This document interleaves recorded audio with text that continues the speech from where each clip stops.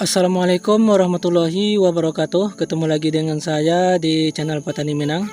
Mudah-mudahan penonton sekalian dalam keadaan sehat selalu dan murah rezekinya, amin.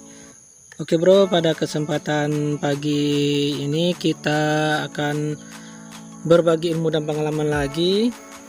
Apa saja perbedaan dari perawatan tunas cabai dan juga tidak merawat tunas cabai.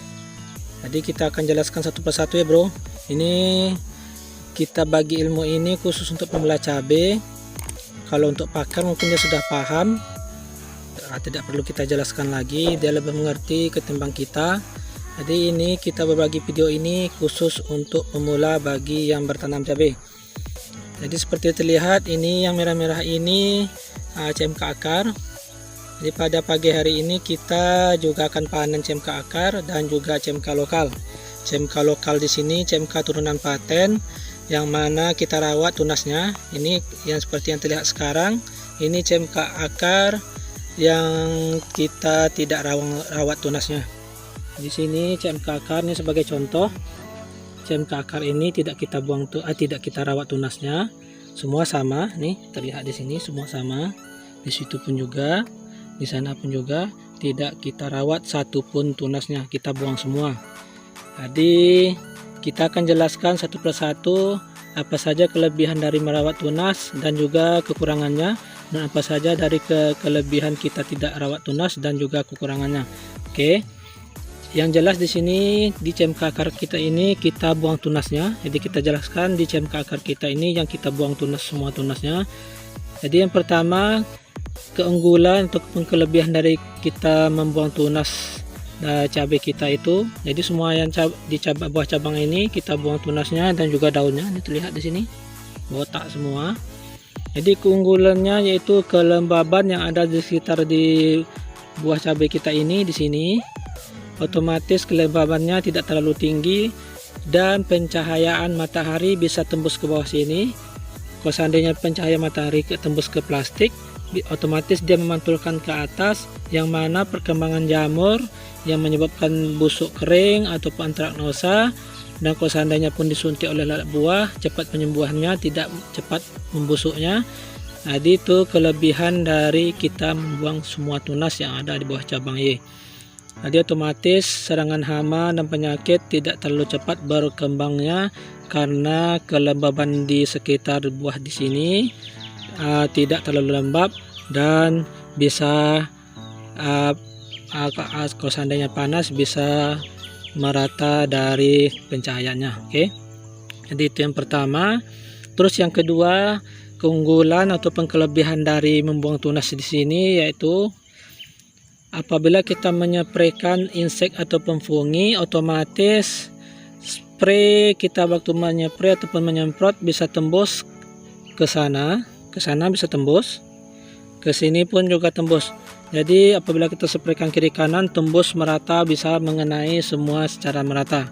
Jadi itu kelebihan kedua dari kita buang tunas, semua tunas yang ada di bawah cabang Y. Oke. Jadi menurut saya kedua itu yang perlu kita perhatikan, ataupun dua itu kelebihan dari kita buang semua tunasnya. Yang pertama tadi, pencahayaan matahari bisa merata, kelembaban bisa ditekan dan tidak terlalu lembab di sekitar buah ini. Jadi menekan penyebaran jamur dan tidak mencepat membusuknya dari serangan lalat buah. Terus waktu kita menyempray ataupun menyemprot bisa tembus kiri kanan dan tidak terhambat oleh yang adanya tunas yang ada di sini. Oke. Jadi itu kelebihannya. Terus kita lihat di sana dulu. Contohnya ada di sana yang kita rawat tunasnya.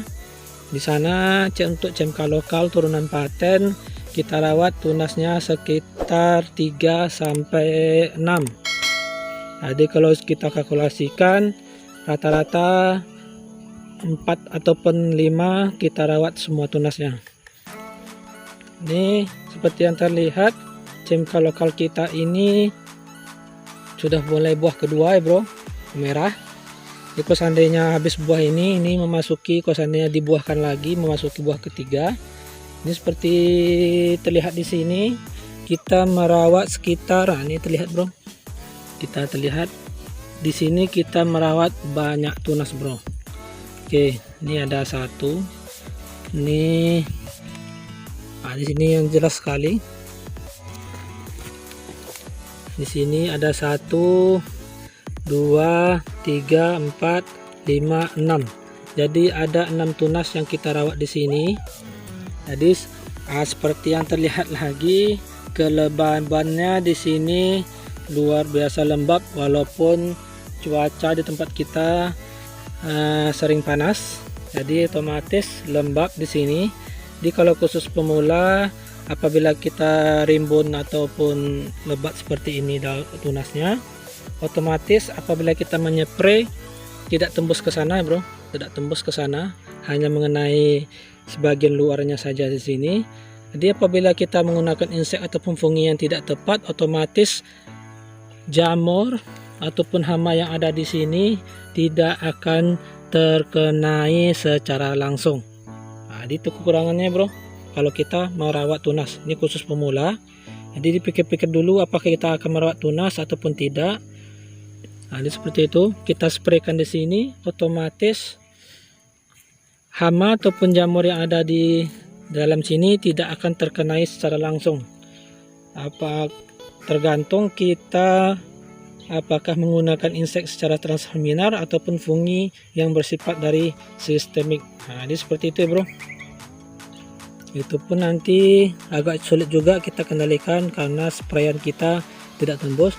Jadi menurut saya menyepray itu bagusnya terkena secara merata, tapi spraynya embun saja, tapi yang penting kena secara merata. Itu lebih efektif menurut saya ketimbang kita spraykan tidak mengenai kiri kanan dari tanaman cabai. Nah, seperti itu. Jadi untuk kesimpulannya, khusus pemula yang ingin bertanam cabai, menurut saya buang saja semua tunasnya seperti yang di CMK akar kita di sini. Kalau di sini sudah jelas kita spraykan tidak akan tembus kiri kanan, tapi kalau yang seperti ini bisa tembus kiri kanan. Oke, kalau yang seperti ini seperti dilihat, apabila kita spraykan ke sana arah ke sini, otomatis yang sana akan kena. Jadi menurut saya khusus pemula buang saja semua tunasnya supaya kita nanti waktu penyemprotan bisa efektif dan efisien penggunaan insek ataupun funginya, dan juga bekerja secara maksimal dari insek dan fungi yang kita berikan. Nah, jadi seperti itu ya bro, kelebihan dan pengurangan dari kita merawat ataupun tidak merawat tunas. Nah, jadi cukup sekian. Kalau seandainya ada yang mau ditanyakan, silahkan bertanya di kolom komentar. Insya Allah akan kita jawab satu per satu, tapi jangan lupa share, like, komen, dan subscribe-nya supaya channel kita lebih berkembang dan kita lebih semangat lagi dalam berbagi ilmu dan pengalaman. Jadi cukup sekian ya bro, subscribe channel ini untuk episode selanjutnya. Terima kasih. Assalamualaikum warahmatullahi wabarakatuh.